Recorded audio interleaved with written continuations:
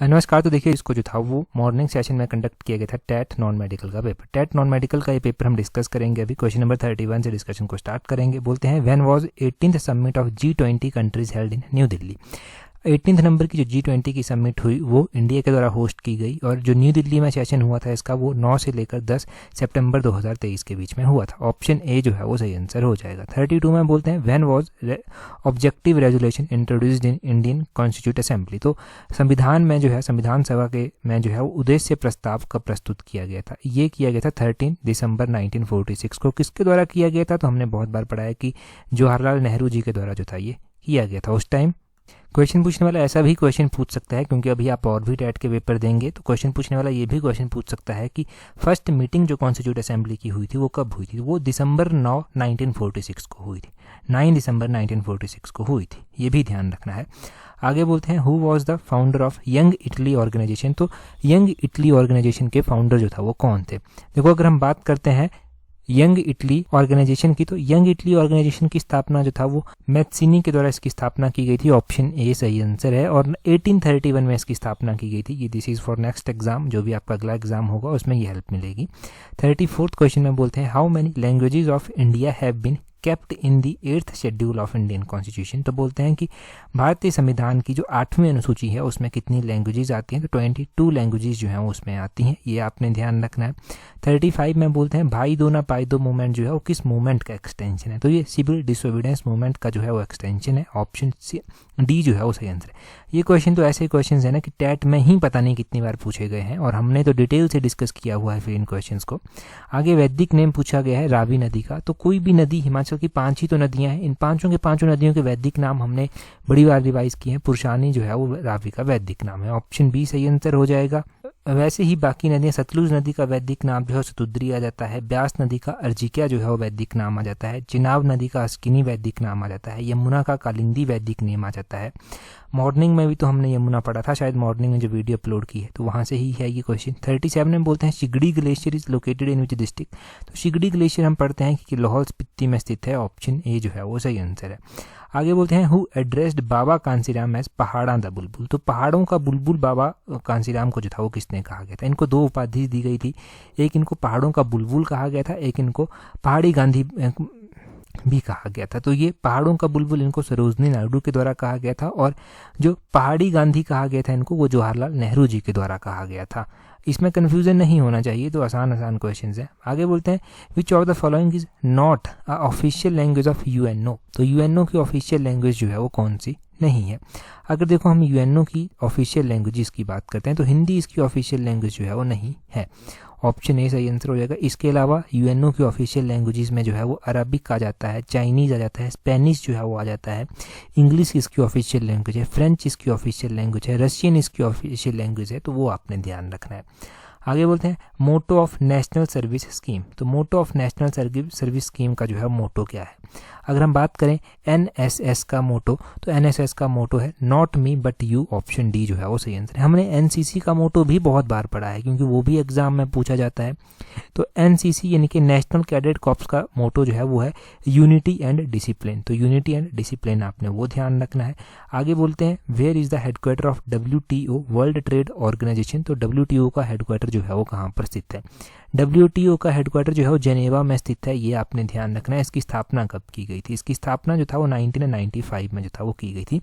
WTO की स्थापना 1 जनवरी थी 1995 थी जब इसकी स्थापना की गई थी। आगे बोलते हैं which of the following port is situated in the eastern coastal part of India. तो eastern coastal part of India में कौन सा पोर्ट है? यह है प्रादीप पोर्ट। ऑप्शन बी जो है वो सही आंसर होगा।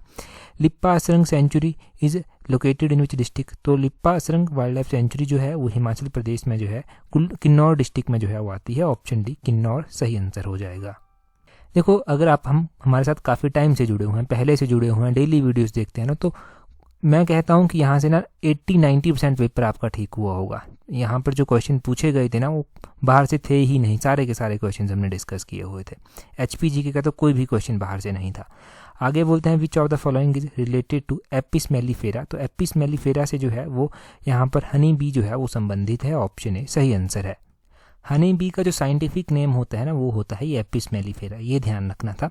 आगे बोलते हैं when was Kangra and hill areas of Punjab merged in Himachal Pradesh. तो मॉर्निंग में ही तुम्हें बता रहा था उस पंजाब रीऑर्गेनाइजेशन कमीशन के बारे में कि नवंबर 1966 में आया था और वहाँ से ही हिमाचल में कुछ जिले जुड़े थे। तो ऑप्शन डी 1 नवंबर 1966 जो है ये हो जाएगा। आज मॉर्निंग की वीडियो से ही क्वेश्चन कवर हो गया था। ढांडरास बोलते हैं फेमस डांस है, कहाँ का, कौन से डिस्ट्रिक्ट का? तो ढांडरास जो है वो चंबा का फेमस डांस है। हम पढ़ते हैं कि गद्दियों के द्वारा मुख्य रूप से ये परफॉर्म किया जाता है, तो गद्दी चंबा में मुख्य रूप से पाए जाते हैं। तो चंबा इसका ऑप्शन ए जो है वो सही आंसर हो जाएगा। आगे बोलते हैं what is the name of rover of Chandrayaan 3। मैंने क्या बताया था आपको जब चंद्रयान 3 लॉन्च किया गया था, इसके रोवर का नाम क्या था? प्रज्ञान इसके रोवर का नाम था। ऑप्शन बी जो है वो सही आंसर। और बहुत बार हमने डिस्कस किया कि इसका जो लैंडर है वो विक्रम है, ये आपने ध्यान रखना था। लैंडर इसका विक्रम है, रोवर इसका जो है प्रज्ञान है, ये पता चल गया आपको। और चंद्रयान 3 जब लैंड किया था जाकर, जिस जहाँ पर वो लैंड किया था उस पॉइंट को भी नाम दे दिया गया, उसको शिव शक्ति पॉइंट जो था वो नाम दे दिया गया। चंद्रयान 3 लॉन्च कब किया गया था? तो चंद्रयान 3 जो था वो लॉन्च किया गया था 14 जुलाई 2023 को। और चंद्रयान 3 लैंड कब किया था? चंद्रयान 3 जब लैंड किया था तो उस डे को हमने कहा कि हम जो है वो नेशनल स्पेस डे के रूप में भी जो है वो मनाएंगे। तो चंद्रयान 3 की लैंड करने की डेट क्या थी? 23 अगस्त वो डेट थी जब लैंड किया गया, और 23 अगस्त को ही नेशनल स्पेस डे अब मनाया जाएगा, ये भी पता होना चाहिए। आगे बोलते हैं when was the women's reservation bill Nari Shakti वंदन अभियान पास्ड इन पार्लियामेंट। तो ये क्वेश्चन कहाँ से है? ये क्वेश्चन डायरेक्टली हमारी जो है वो उत्तीर्ण सीरीज से आता है, जिसमें महिलाओं को 33% रिजर्वेशन देने की बात कही गई है। तो ये जो है वो ये बिल जो है वो कब पास किया गया पार्लियामेंट के द्वारा? 21 सितंबर 2023 को। ऑप्शन सी सही आंसर है। तो ये भी आसान था। आगे बोलते हैं व्हेन वाज आर्टिकल 370 एब्रोगेटेड। तो ये तो शायद टैट में पहले पूछा गया है, हमने डिस्कस किया है। और नारी जो आर्टिकल 370 था ये जम्मू कश्मीर से जो था वो संबंधित था, और इसको एब्रोगेट किया गया था 5-6 अगस्त 2019 को। ऑप्शन बी सही आंसर है। अगला क्वेश्चन देखिए, बोलते हैं who is ex officio chairman of NITI Aayog. तो पता है आपको प्राइम मिनिस्टर ही एक्स ऑफिशियो चेयरमैन होते हैं नीति आयोग के।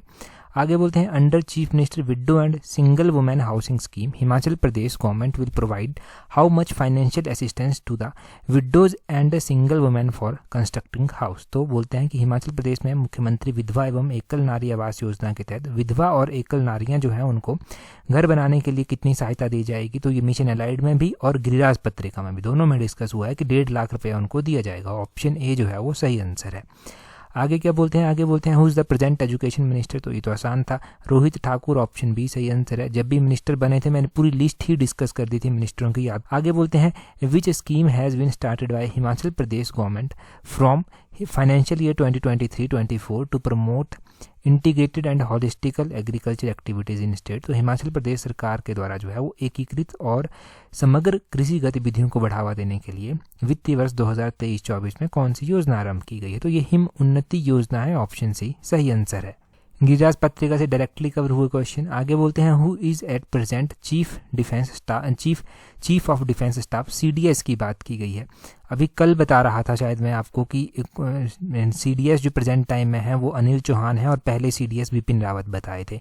Army chief, navy chief, air force chief, ये सारे हमने कल परसों ही डिस्कस किए हैं अभी, और टैट के लिए ही वो वीडियो बनाई थी स्पेशल। आगे बोलते हैं 55 में बोलते हैं इंडियन नेशनल मोटो सत्यमेव जयते has been taken from which Upanishad. तो सत्यमेव जयते हमने मुंडको उपनिषद से लिया है। ऑप्शन बी सही आंसर है। आगे बोलते हैं who was the first viceroy of India. तो लॉर्ड कैनिंग पहले वाइसराय थे। ऑप्शन डी सही आंसर है। प्रेजेंट चीफ मिनिस्टर बोलते हैं मेघालय के कौन है? आए दिनों हम नए चीफ मिनिस्टर बनते हैं, किसी भी स्टेट के चीफ मिनिस्टर हम डिस्कस करते रहते हैं, तो ये कॉनरॉड संगमा है। ऑप्शन बी जो है वो सही आंसर है। आगे बोलते हैं 58 में common currency of European union. तो ये यूरो है, आसान क्वेश्चन। आगे बोलते हैं who is the nodal officer for national disaster in India. Nodal officer पूछा गया, तो नोडल ऑफिसर होते हैं the central relief commissioner in the ministry of home affair. तो ये ऑप्शन डी सही आंसर होगा। आगे बोलते हैं where is the headquarter of International Court of Justice. तो इंटरनेशनल कोर्ट ऑफ जस्टिस का हेडक्वार्टर हेग में स्थित है। ऑप्शन सी सही आंसर है। अच्छा, इस वीडियो का PDF, ये जो क्वेश्चन है इनका PDF आपको टेलीग्राम पर मिल जाएगा। टेलीग्राम पर ज्वाइन करने के लिए अपने टेलीग्राम से @allexam31 सर्च करना, आपको हमारा टेलीग्राम चैनल मिल जाएगा। और तैयारी अगर एलाइड सर्विसेज की कर रहे हैं, पेपर 1 की कर रहे हैं, तो इन दोनों की टेस्ट सीरीज आपको मिल जाएगी। नीचे डिस्क्रिप्शन बॉक्स, कमेंट बॉक्स में लिंक दिए गए। जल्दी से चाहिए टेस्ट सीरीज अवेल कर सकते हैं, और डेफिनेटली बहुत ज़्यादा हेल्प आपको आने वाले एग्जाम्स में मिलेगी, जैसे कि पहले भी मिलती रही है।